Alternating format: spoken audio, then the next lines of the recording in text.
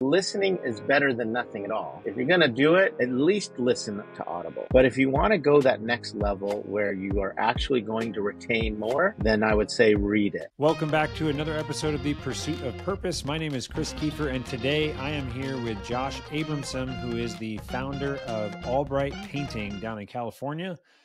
Josh, first of all, thank you so much for coming on. Thank you, Chris. Thanks for having me on. I love your podcast. And I mean that sincerely too. Yeah, thank you. I know you've listened to quite a few episodes. I met Josh when I was a marketing director at Webfoot through this Nolan consulting group that we've been in, and I think that this is just a hilarious story to start out with. The way that I met Josh was through a contest. Do you remember what this was, Josh? I've told you about it. Yes. Yeah, now I'm reminded of it. There was a lip dub competition that was just kind of like a friendly thing during COVID. I think it was right before COVID happened, technically, in 2019. It was, yes. And it was getting passed around to different companies and like, hey, we challenge you to do this. So in this consulting group, this was like my first week on the job. And everyone's like, we got to do a lip dub. I didn't know that. And I literally had not done a single marketing project, but I knew how to like do video and stuff from my past career. And so we planned this thing out and we like absolutely crushed. I don't even remember who like challenged us. We just absolutely dominated. And then in the video, the owners of Webfoot were like, oh, you got to challenge Albright. So we'll say like, hey, Albright. And we listed a couple other painting companies. And I remember just feeling so, cool. Everyone was stoked. Like Chris just came in, first project, knocked it out of the park. And then like a week later, Albright puts their like movie production out, which was absolutely incredible. And I can't remember if it started or ended with Josh in the conference room in like a sequins jacket. It starts. Yeah. Yeah, it starts. Yeah. Anyways, it like ended with like a drone shot and the people dancing on roofs. And it was crazy. But hats off to you, Josh. I will concede you guys won that competition. Thank you. And it's a shame that the company that challenged you can't even remember because it wasn't that memorable, I guess. Whereas ours was, so that speaks to how powerful marketing can be, right? That's a great point. Years and years later, you're still remembering. And I hear from so many people that they almost on a weekly basis, I'm telling you, Chris, that they love that video.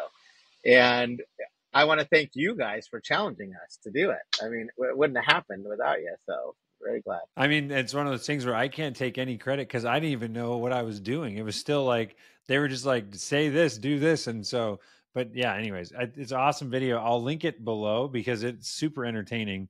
And I'll see if I can find Webfoot's video. Anyways, 2 lip dubs. They're like 3 minutes long, pretty funny.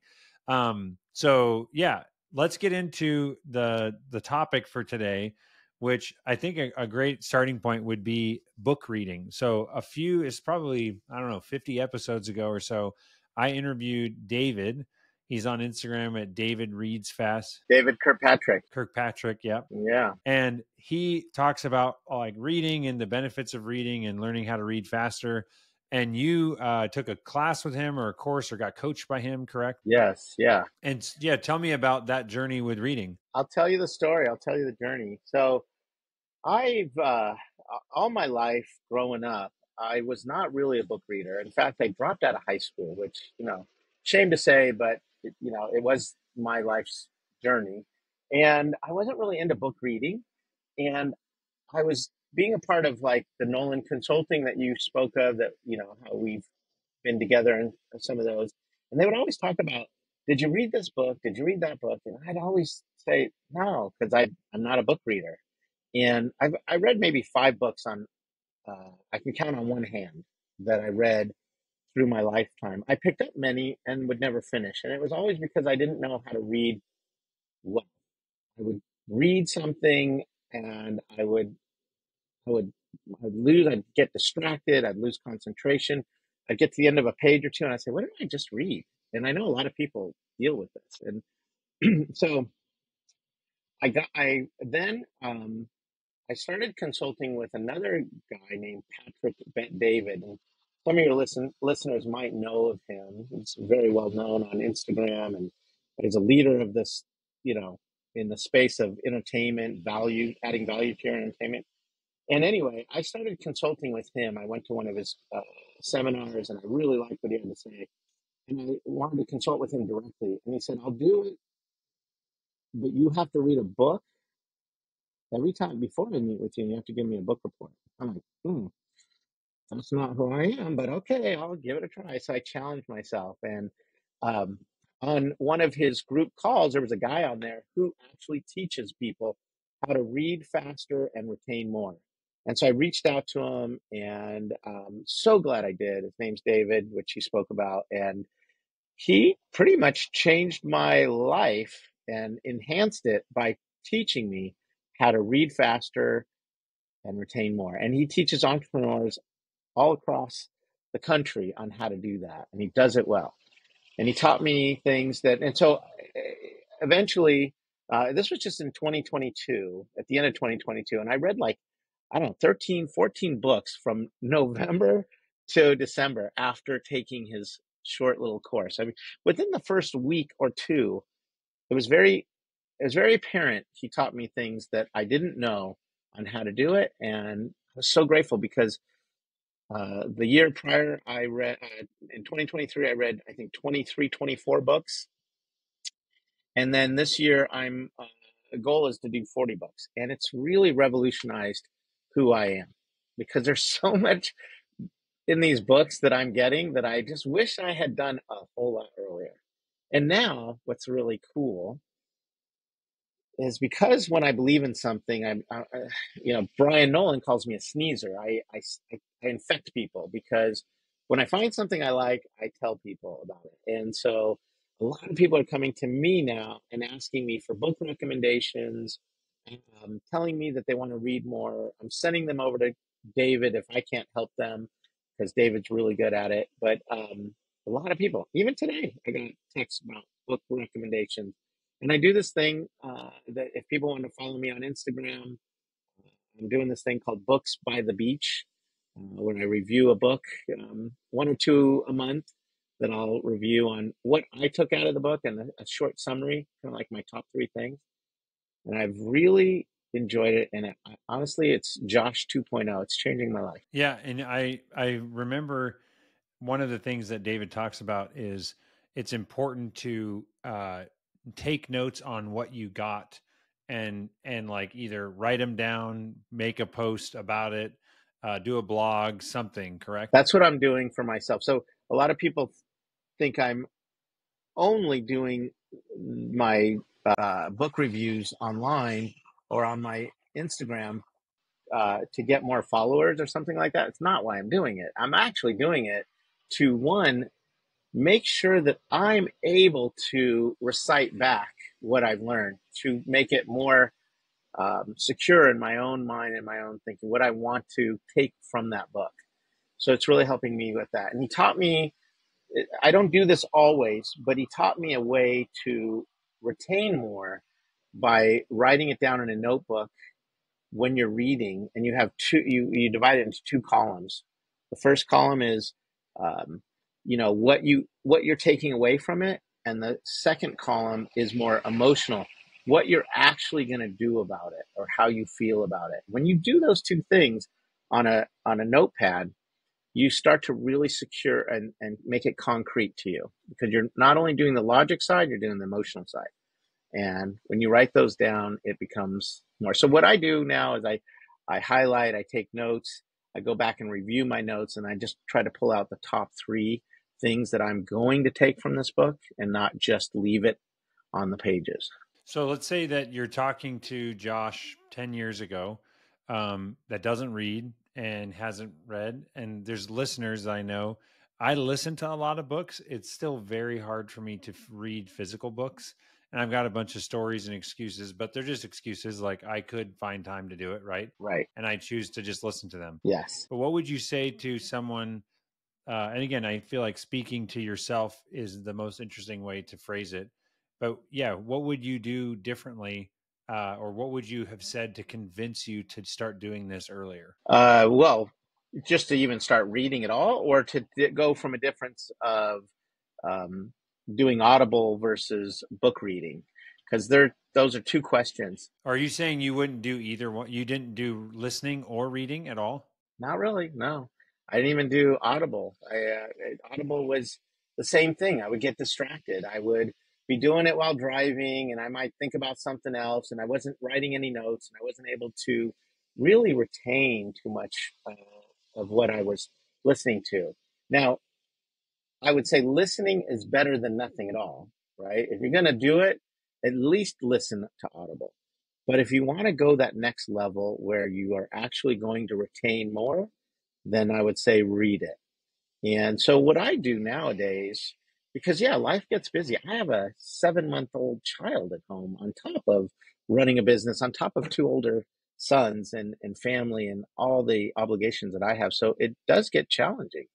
But what I do now is I buy both. I'll buy the book and the Audible. And when I'm sitting down in the morning to read, I'll read it, 10 pages, 20 pages, whatever I can if I only have a little bit of time. And then if I'm driving somewhere, I'll pick up where I left off if I have time, and I'll get that in there. I'll take notes from that. I'll do a little bookmark, and it's helped me a lot to even accomplish more books than just trying to sit down and read. So it's a little hybrid that I'm doing right now, but I know that if I spend too much time listening, I'm not going to get as much out of the book, and I prefer to read. That's interesting. Yeah, I mean, I have two books that I just got done interviewing and another author, but I have two books on my desk. I just interviewed both of these people, Low Code, No Code, and Money Unmasked, and I skimmed both books before talking to the people, but neither one of them are on Audible, and I was like, so but I do, after talking to the person, I'm like, man, I got to go read the book in detail, because it's not my preferred method. You're interested now. Yeah, exactly. Right. What other things for people that are what's like so obviously you're saying that it's changing your life, but what's like a tip that just like broke the ice and you were like, oh, this made a huge difference, as far as like. The first tip he gave me was, and it stuck with me and I loved it. He said, Josh, when you're driving in, let's say your Tesla, that even has a little automatic driving to it, and you're stuck in the 405 bumper to bumper traffic, how much are you paying attention to driving when you're doing it? And I said, not that much. He goes, yeah, you're thinking about other things, aren't you? Yeah. And he said, now get in your Corvette and drive the Malibu Canyon as fast as you can. Now tell me, how much are you thinking about other things? And I'm like, yeah, not much. I am trying to stay alive. And that just clicked with me, like why it's important to read faster, why it's important, because you're now focused and you have to train yourself how to do it so that your mind won't wander and you won't get bored and it won't take you forever, and you'll get through a lot more and you'll be able to actually retain more because you're really paying attention instead of skimming and going slow and just kind of trying to find something out of it. He also teaches, which I like, is to think about what you want to learn before you read the book. Write down some things that you want to learn, because now your brain will search for it while you're reading the book. And it reminded me of what I did when I went to the Grand Summit where I just saw you. I sat on the plane there and I wrote down seven things. There was 7 things that I wanted to get out of the conference before I got to the conference. So then I looked for them and I found them. And one of them had to do with you. I had questions for you about something that I wanted to do. And so I wrote that out and got that answered. So it's that type of behavior before reading that you'll get more out of it. I mean, that's such a great practice in life, and anything is to, it's like, what's the objective? Start with the end in mind. What am I here for? Right. And yeah, that seems like great advice. And I actually feel like that's a good segue starting with the end in mind, and like identifying what am I here for? What am I trying to get out of this? Which is primary aim, which is another thing that you have spent a lot of time in. I bet you've done several versions of your primary aim at this point, but give the listener a background of what is primary aim, where'd you hear about it, and then I don't know if you want to share yours or talk about the evolution of yours or whatever, but let's talk about that. Yeah, I don't mind sharing anything and everything if the listener is interested. So, um, I learned about what a primary aim was back in 2004. And I didn't know, I've never even heard of it before, but Kevin Nolan had shared with us at a painting conference back at Philadelphia, back at his office. We are actually in a fire station, and he shared with us a story he wrote about where he sees himself 5 years ahead of the day that he writes it. And you write it as if it's happened. And you write a story out about things that you're thinking about and you want to try to accomplish in the next 5 years. So there are topics that you write on, like relationships, business, um, financial aspects. You write about a day in the life, like you start off in the morning and what's happening, and you add these categories to it. The day in the life, bucket list things, hobbies that you want to either incorporate or achievements you want to achieve. So you write the story out as if it's happened 5 years from the day you sit down to write it. Let's say it's today is April 19th, 2029. And I woke up this morning, it's 6 a.m. I look outside of my window and I see what? Maybe it's a new place where you're living. Maybe it's uh, a vacation spot you're at, and you're so happy that you've achieved something in your life and you're thinking about it. So you write a story like that. Does that make sense to you about what primary aim story is? So I heard Kevin's in 2004. And again, on the plane ride back home from Philadelphia to California, I just started writing. I didn't even know what I was going to write about. But it was funny because my heart kind of knew as I started to write some of the things I want to accomplish in the next 5 years. So I didn't start off with a to-do list first of all the things I want to write about. It was more organic than that. I just started to write and it became the story that I'm writing out. And I can remember the very first paragraph that I wrote about back in 2004. And I said, I'm sitting in my backyard and the leaves are, it's a cool morning and the leaves are moving off the branches ever so slightly because there's a nice slight breeze. It's July and it's 8 a.m. and it's a Wednesday. And I'm in the backyard and I'm reading the Bible because I've never read that book cover to cover, but I've heard so many people talk about that they have.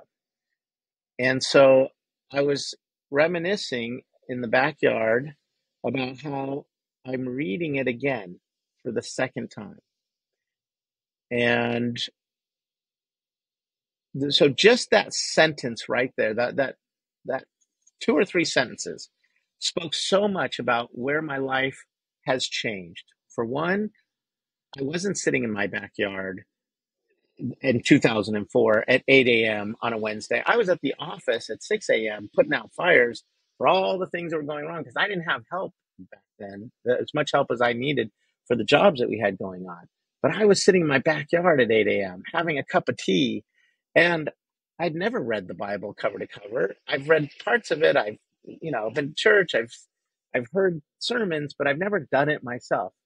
And so I wrote out as if I've done that twice and what that was like and what I was learning from that. So that's just And I live in the higher desert area of Santa Clarita, and it's not my favorite place to live. I don't like living in a place that is hot, and I would much rather cooler weather, which now I've finally achieved that. But back then, it was a cool morning, and if I'm going to write about my story, I'm going to write about it being a cool morning. So, does that make sense in how I'm writing the story? So, I've done this several times over the years since 2004, and it's probably one of the most powerful things I've ever done in my life because I see it, I desire it, but I take it a next step further and I write it down as if it's happened. And when you do that, there's power in that. Most people will agree that the thoughts here are only going to go so far. But if you actually take the step to write it out as if it's happened in a story, and I even take it a step further, which Kevin Nolan didn't share with us how to do this, but I've taken it a step further to say, now take that story and share it with somebody you love, and then share it with somebody you respect. Now it's actually getting out there. It's not just on a piece of paper that you hid away somewhere. It has energy to it. It becomes more than just a thought or something you hope that will happen for you. And it's happened so many times. So many impossible, big items, big things have happened in my life since writing it. And it's actually eerie sometimes about how close you get to the day and time and the things that happen in your life in those 5 years to as you wrote it. Because I'm writing about my children, I'm writing about what they're doing. And at the time, I have no idea if they're even going to be into something like that, like basketball or tennis or something that they're achieving. And I'm writing as if it's happened. And it's eerie how it happens almost to the day I'm writing it. And it's happened so many times. So that's primary aim. I completely know what you mean. I have done the first time I had heard of the primary aim was when I was at Webfoot, and it's funny. I'm looking. I just pulled up because I had saved these on my computer, and it's Tuesday, October 1st, 2024. Because we did a 3-year primary aim, so I wrote this in 2021. But I'll just read the opening line here that I think is interesting. I woke up at 5 a.m., went on a 4-mile run. I came back and spent 30 minutes praying, journaling, thinking about how I want to show up in my meetings and commitments for the day. I'm grateful for my health and my family. Natalie and I have 4 kids, Ellie, Gabe, Cecilia, and I put XX for someone else that we didn't know was coming. And we have that little Aria now. And is that your fourth? Yeah, exactly. Um, So that's why you paused on that when you were reading that to us right now. And our fourth, because you wrote about it as if it. yeah, That's crazy, isn't it? yeah, it is. Here you are. And there's a bunch of other things in there. It's like, oh yeah, my question would be, how often do you look at, like, when you write your primary aim, do you continuously, like, on a monthly or quarterly, annual, how often would you say that someone should revisit this? And now a quick word from our sponsor, which is Boolean Review. Boolean is a review software that my wife and I own, and we sell this software to home service businesses. So I know there are many different people that listen to this podcast, but if you know someone, an electrician, an HVAC business, a painting company, maybe a coffee stand, someone that is providing service to customers and get found online by customers, we would love to talk to them. This is a review software that is the highest converting review software in the home service space in particular. And if you're wondering what that means, if you have 100 clients in your business, the typical business gets between 1 to 2% of those customers. So for every 100, they would get 1 person or 2 people to leave them a review on Google. Other review softwares get between 3 and 5%, and the Boolean review software gets 20% of your customers to leave you Google reviews. And these are fantastic Google reviews with lots of words, keywords that are going to help with SEO, pictures, stories, the names of your employees. So if you want to learn more, check out booleanreview.com. And now back to the episode. So I typically carry it with me most places I go. I have it printed up and in a sleeve, a plastic protector, so I can just pull it out. And I'll carry it quite often with me. I don't refer to it all the time, but I don't file it away somewhere where it can't be seen again. And I'm not saying everyone has to do that, but asking me what I do, I'll usually carry it with me to several places and put it in my backpack and that sort of thing to remind myself when I pull it out. I'm like, yep, I'm my primary aim. But I would say you would want to refer to it, at least quarterly, Mm, yeah. but I would say much more than that. Yeah. I feel like the quarterly is what I have had done. And it's funny, Natalie and I found one that we had done together, kind of like a modified version of just, and this has happened twice. Which is also, it's like, on one hand, when you say like it's eerie, I don't think I would say like it's just a testament to your subconscious, and like we're all going towards something, and a lot of times we just are kind of letting it be taken wherever. And just the idea of, like, someone gave me this analogy of, if you're swimming across a lake in like open water swimming, and I'm not an open water swimmer, but they were saying that one of the things you are taught immediately is you're supposed to look up when you get in the water and just see, okay, where am I going, and find some big landmark that is like on the horizon of the water, that you just, every once in a while you do, 5 strokes, look up, find it, 5 strokes, look up, find it. And I feel like that to me is exactly like, if you didn't do that, if you just swam, you could swim a really long way and you just slowly veer off course, and you could end up like, you're going to get to the other side eventually, but who knows where you end up, versus being like within a few feet. And you do that just by, a repetitive check of like, all right, where are we headed? Yep. Okay. Still going where I want to go. And I think I don't know if you would agree with this, but when people do the primary aim, I remember being like, the first time was like intimidating. Like, I have all this power of like, I don't know if I want that. Like, I might change my mind. And like, there's all these things like, if I'm like, I don't know where I'm going to be. And it's like that, the freedom of just like, yeah, it's okay. Like, just say what you want as of today. Just write it down and just describe the ideal life. And then you can rewrite it tomorrow if you like, you don't like it, or next month or next quarter or whatever. But oftentimes, I feel like the things that I, even looking at this one that I did in 2021, um, the things that I am looking at, I'm like, oh yeah, I forgot that I still do love that. And it was a gut instinct that I wrote down that I've lost sight of, and to me, I feel like it's that example of, I'm veering off course. And it's like, oh no, I'm heading there. I need to get back on track and start doing that again. I'll speak to two things on that. First one, you talked about, the swimmer in the lake and that sort of thing, and how I called it eerie. It may not be the right word, but it's still kind of crazy how things happen that you write down, that it happened almost exactly as you wrote it. And it was almost like you were like clairvoyant, but you're not, and you're speaking of the direction that you're headed. Yes, you want to keep that focus and you want to do that. And much like the Bible verse, I don't remember the verse coordinates, but it talks about nobody puts their hand to the plow and looks back, right?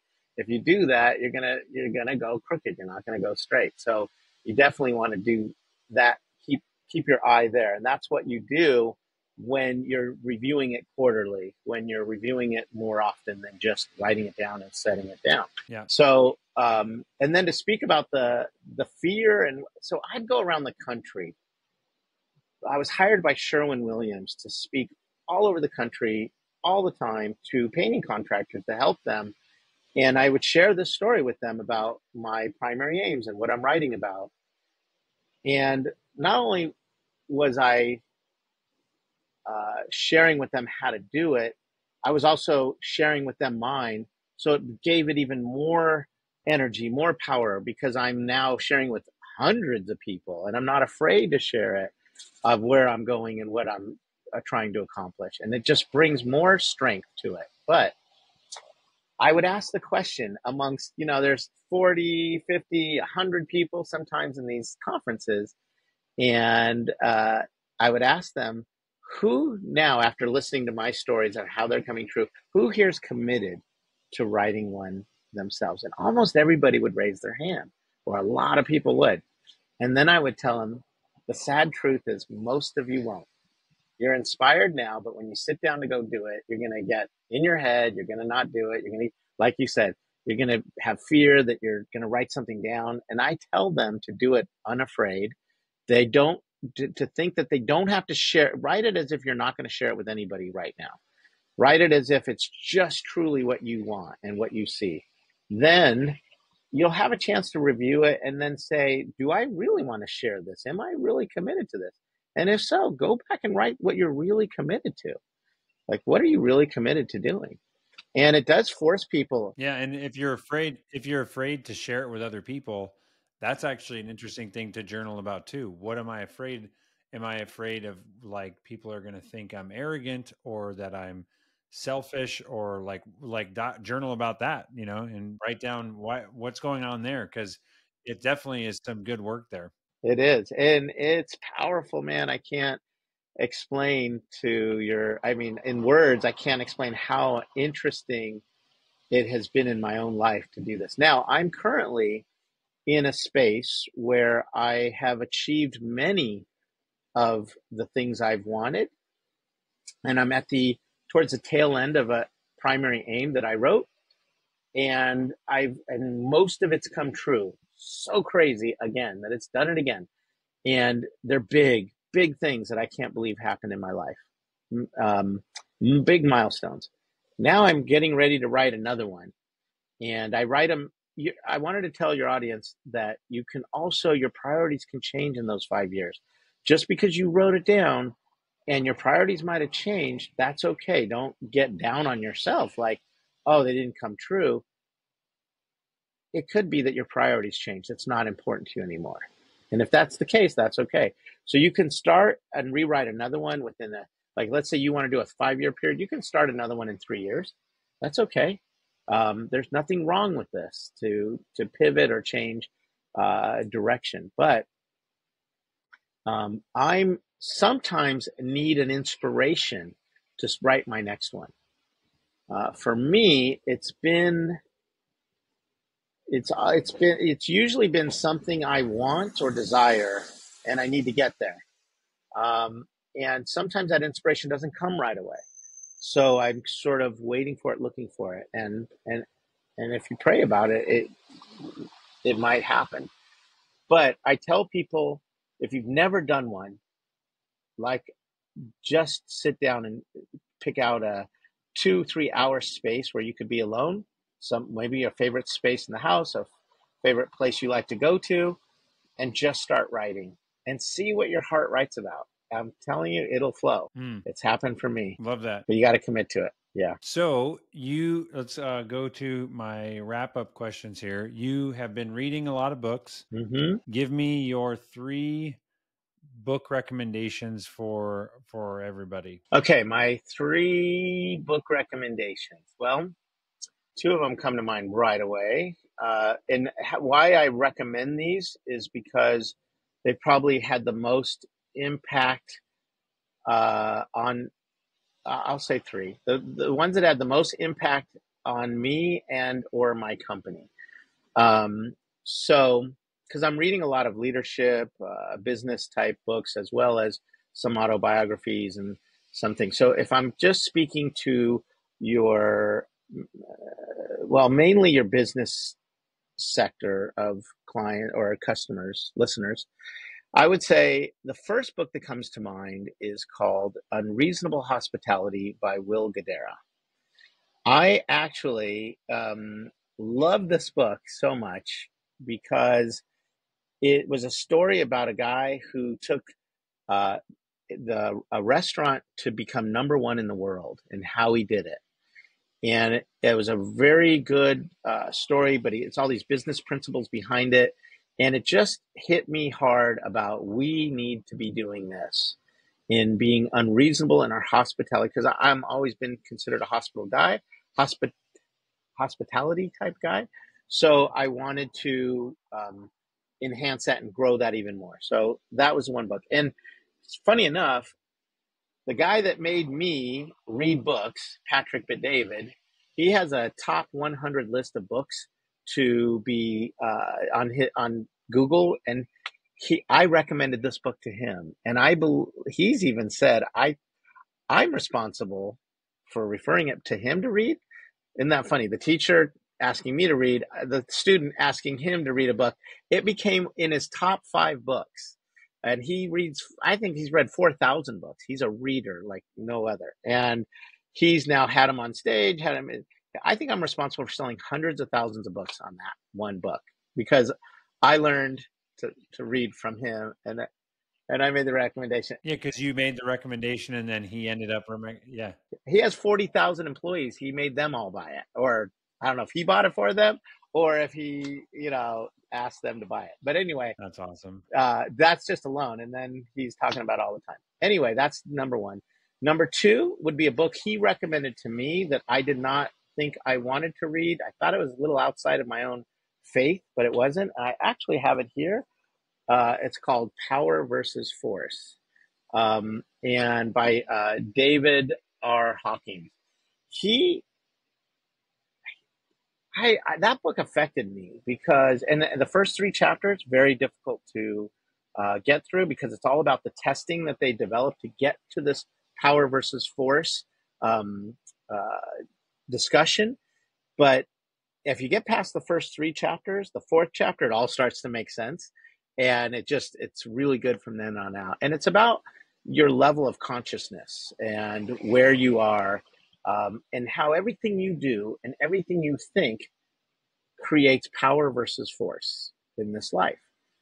And I didn't realize even thinking it gives it such power. And you'll see if anybody reads the book how it just affects me to this day. And I read it a year and a half ago, and I still think about it. So that's why I recommend this book. The third one would be Your 6 Working Geniuses by Patrick Lencioni right now, because we're really using that a lot in our team and how we are mapping out our team and where our geniuses are and where our frustrations are. And it's still a language we're talking about, and I now have a book club with my company and my leaders, and even some of our field guys are learning to read, and we're doing book clubs and book reports, just like I was forced to do. I'm now asking them to join me in this, and it's revolutionizing our leadership and our company growth. That's awesome. And favorite movie? I'm inspired. I'm not much of a moviegoer. I'm not much of a TV watcher when it comes to, shows, Netflix, and that. But typically my favorite type of movies are dramatic historical events that are told in a relationship story. So I'm going to ask you, can you guess which one of mine, what would be my favorite movie that was a dramatic historical event told in a relationship story? Is it something with World War II or like World War I or II? Two. Oh man. So that's a good first question. I would say, I'm trying to think of I don't know why Hacksaw Ridge is coming up. That's not like a really relationship based one. Like the Titanic or something about Winston Churchill. I don't know. You're in the right area. And Titanic was another one of those great movies, but I wouldn't say it was my favorite. But I love that it told the story of a historical event through a relationship type of aspect. So those are the type of movies I gravitate towards. So the movie that affected me the most, and to this day, is Schindler's List. Schindler's List was a movie that moved me more than anything else. And The Color Purple, another one, was the one that moved me. And it's Steven Spielberg telling a story in such a masterful way that he took this tragic event and told it through an entrepreneur's eyes. And at the end, it was all done in black and white. And at the end, it comes to color. But just before that, this entrepreneur felt like, even though he saved many lives, he felt like he was still a profiteer, and he didn't do as much as he could. And I totally related to that. And I was tearing up in the movies, and then I drove home. I'm embarrassed to admit this, but I've never driven home from a movie and still been weeping and teared up and moved so much by that movie. So that would be the one. That's I'm a big IMDb guy. I always look up ratings, and yeah, Schindler's List is 9 out of 10 or 9.0, which is unbelievable. If it's above a 7, that's a great movie. I have seen parts of it when I was in school, like in our history class, they couldn't show the whole thing, but you're reminding me that like, ooh, I need to. I remember seeing a bunch of film like reviews and critiques, because I want to say I can't remember. I think it's this movie where they're very strategic about the color red, because it's black and white mostly. But anyways, yeah, Yeah, I thought he did such a brilliant job masterfully telling that story, and how he even did that at the very end and turning it into color. It was nothing's ever affected me close to that. if someone wants to get in touch with you, how do you recommend that they do that? I would say, through my Instagram, just Josh A Albright, two A's, two L's, Bright. My Instagram is where I typically get a lot of messages and things like that, so they could follow me there. Obviously, my company, Albright Painting, in Los Angeles, California. If you Google that, you'll find us. It's Albright Painting, 1A, 2 L's on that. And I'm not much on LinkedIn, even though I have a profile. I should be more active on it. I just not finding the time. Things like that. Awesome. Well, Josh, I really appreciate you coming on and sharing your wisdom with books and primary aims, and hopefully this was valuable to the listeners, but we will be seeing you around soon. And I appreciate what you're doing, Chris. I think you're doing a great job with this pursuit of excellence. Good job. I truly am impressed with what you're doing. Thank you very much. It means a lot, especially coming from you. Yes. Oh, thank you.